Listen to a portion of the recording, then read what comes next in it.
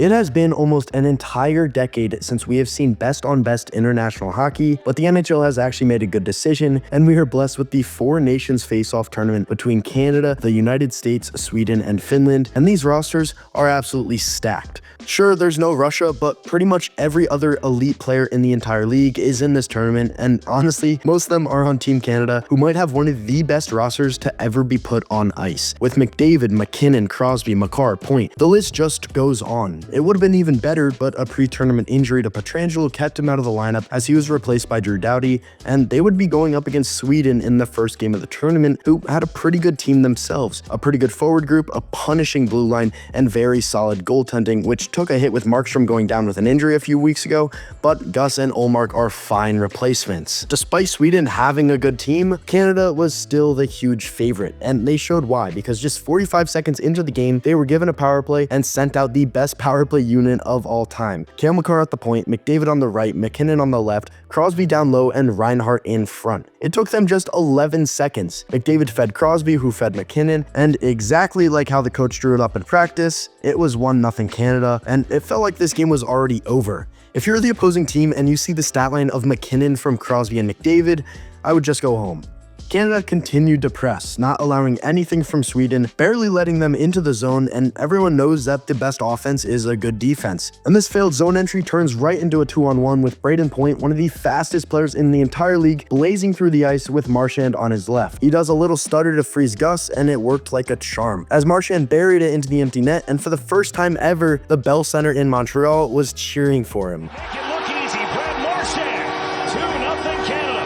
2-0 Canada. It wasn't until 16 minutes into the game where Gustav Forsling would send Sweden's first shot on net, which was easily gloved down by Binnington. Canada will take these shots against all day, because although their roster is stacked, their goaltending is the worst in the entire tournament. Sure, you have two Stanley Cup winning goalies, but let's be honest, they're both shells of their former selves, so if Canada can just outscore their problems, they'll be fine. Early on in the second period, Sweden seemed to have a little bit more legs, getting chances, and it would be Jonas Brodin breaking the ice with a seemingly harmless shot from the half wall that beats Binner. Brodin with a shot and he scores!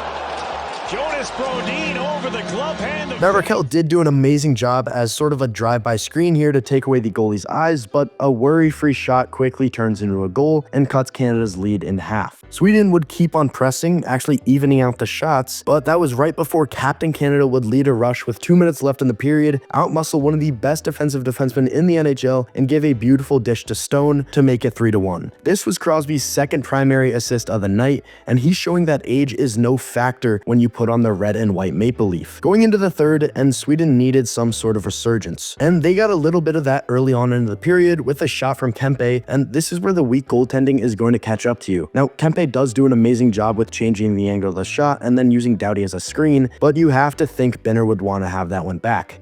And again, Canada's lead is cut in half with a lot of time left to play. A few minutes later, Sweden was back on the prowl. Konecny and Morrissey got tied up after the draw, and the very well-known shooter Lucas Raymond comes across the top of the circles, but instead of shooting, he throws it to Jesper Bratt, who is wide open, creating an odd man attack down low. Parayko goes to him, and Eriksson Ek is on the backdoor to finish a great passing play, and this game is somehow tied. Backdoor and they score!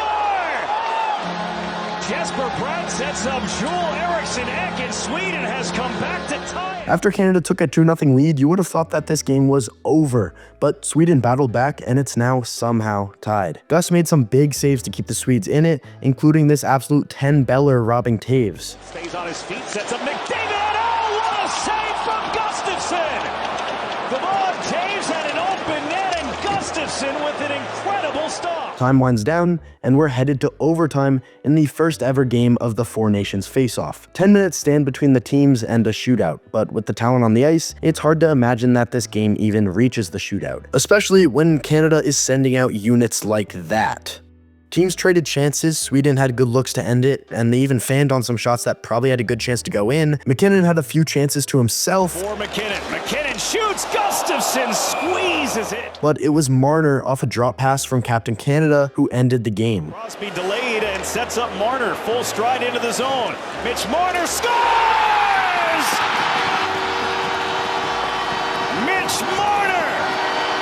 An overtime winner for Team Canada! With this win and 3 primary assists, Crosby improved to 26-0 in his last 26 games with Team Canada, recording 29 points and a plus 85 goal differential throughout that time. Absolutely legendary stuff from Sid. But this win came at a cost. Shea Theodore will not return to the tournament as he has an upper body injury, and even more bad news on the blue line, Cale Makar, a top 5 player in the world, just missed practice due to an illness. This led Canada to recall Thomas Harley to fill in the gap. So that's 3 of the original Canadian defensemen, Pietrangelo, Makar, and Shea Theodore, now out of the lineup for the next game against the United States, who just had themselves a night. The United States, I believe, have the best roster in the entire tournament, a mix of superstar forwards, lockdown defensemen, and elite goaltending. This team is just unreal. Even with a few players arguably snubbed from the squad, and Quinn Hughes getting injured right before the tournament, it does not matter. This team is still loaded. And they're set to play the Finns in the first game of the tournament, a continuation from the World Junior Final, now set on the big stage. And by no means is the Finnish team bad, but it is sure weak. A few elite forwards, a defensive core that you would find on a bottom 10 NHL team, and one of the shortest goaltenders in the entire NHL. If they wanted to stick around with the Americans, they had to get under their skin, and they did that quickly. The game started out very chippy. In the first minute of the game, there was a scrum in front of the net, then hits were flying right before Finland would open up the scoring. Henri Jokiharju sent a shot towards the net that found Twine, sorta looking like Brodin's goal. Maybe Hellebuck wanted that one, but regardless, it's 1-0 Finns. But Brady Tkachuk did not like that as he came back, banking one off of Saros to knot the game as Freebird played. From behind, tries a bank shot, score! Brady Tkachuk banked it off UC Saros. Second effort from Tkachuk ties the game at 1. And this game stayed knotted for a while. Helly stood tall and Saros matched that play, and he had to be great as the States were piling on the pressure, and with 3 minutes left in the second period, Matt Boldy perfectly deflected this puck from high to low. No chance for UC, 2-1 for the Americans. Shot, score! And we went into the third period with this being a very close game. But it didn't stay like that. USA double-dipped early in the third period, with the first one coming from the other Tkachuk brother, as Matt sent a harmless shot to the net, got deflected by Mikkola, and beat Saros. Then right off the draw, Matthews finds Gensel, who fires one 5-hole. Hughes off to Gensel, score! He caught Saros on the move and took advantage of it, throwing it low and giving the Americans a very quick 4-1 lead, with 2 goals in the first 26 seconds of the third period. They weren't done there though, as 2 minutes later, Eichel laid a beautiful pass to Brady Tkachuk, who slid it 5-hole on the backhand, hitting a nasty celly and making it 5-1 USA. Matthew Tkachuk buried yet another goal, making it 6-1, sealing that as the final score. Team USA dominated the Finns, or should I say the Tkachuk brothers dominated the Finns, delivering a statement win. And with this win, Canada only getting an overtime win, it put the States in a very good position to make the final, and everyone else is pretty much still up in the air. The USA looked unstoppable, flying up and down the ice, scoring at will, and shutting things down defensively. Sure, it's against the weakest team in the tournament, but it's still a 6-1 win. Canada had its moments, but let's be real, goaltending looked shaky, and injuries on defense aren't helping out. Now, with these 2 powerhouses set to play, it's going to be a battle. A win here basically guarantees a spot in the final for the USA, while a loss throws everything up in the air. If the first 2 games of this tournament are any indication on how the rest are going to play out, this tournament is going to be electric, and you are not going to want to miss it. Make sure to subscribe to the channel as we are following absolutely everything that goes on during the 4 Nations face-off.